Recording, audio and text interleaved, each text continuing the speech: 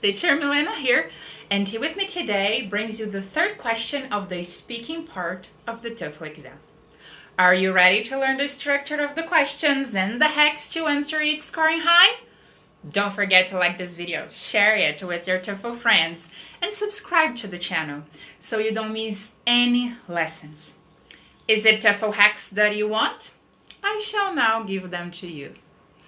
Our last videos show the structure of the first and second questions you have on TOEFL exam, the personal preference question and the campus announcement question. If you haven't seen those videos yet, don't miss the opportunity to check them out and learn more about the strategies for those kinds of questions, especially question number 2. So let's understand better what kind of question this is, okay? This question is an academic reading and lecture. You have a reading passage, an academic text, and you have 50 seconds to read. Then you have a 1 to 2 minute recording to listen to, 30 seconds to prepare your response, and 1 minute to talk. Here is important to remember that the topic that appears to you is probably something unknown or that you are not very familiar with. But don't worry about it. Think like a teacher. You are going to understand the concept and explain it to a 10-year-old child. So the basic structure for you to work with this question is you identify and define the topic, you listen to a lecture on the topic, you understand the topic's real-world application, which will be done through the listening, and you report and elaborate on the topic. Let's take a look at a text for this question. This text is from the biology area, not the kind of reading we do on a regular basis unless we work with it, of course. Your job here is to gather the topic and the definition of it. Observe that most of the time, the topic is the title of the text. So, job done. Be careful with your note-taking here. Considering the content from the text is new and unfamiliar, you may want to write everything down, and you don't have the time to do so. Understand first, write second.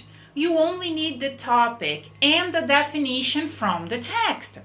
In this sample text, the topic is swarm intelligence, and the definition is living organisms working collectively in order to create a super brain. Then you go to the listening. After listening to the lecturer, you will notice that the professor provides example illustrating the concept presented in the text. The question that follows has always the same structure. Using the examples from the lecture, explain the concept of. So you can see here that your main focus while answering this question is what is presented in the listening. Your basic answer structure will be like this. You introduce the topic and define it. You state and expand on the first example. You state and expand on the second example. You wrap it up with a short conclusion. But let's break this down for you guys to understand better. You state the topic. Ta-na-na is defined as ta-na-na. The article addresses, discusses, blah, blah, blah. The article tells us about, we learn from the article that, according to the reading, blah, blah is blah, blah, blah. Then you transition to the first example. In the lecture, the professor explains that da-da-da-da-da. The lecture provides one example of ba-da-da. Move to the second example. He or she goes on to say that blah, blah, blah. In addition, he or she says that da-da-da. This part, the examples from the listening should be most of your speech. You should spend most of your time here with the details. The last 3 seconds is your conclusion. And so these examples clearly illustrate. So after listening, I now have a better understanding of what ta-ta-ta is. Practice is the strategy here. note-taking for the text and listening and practicing the structure I just given you guys. So let's get to work.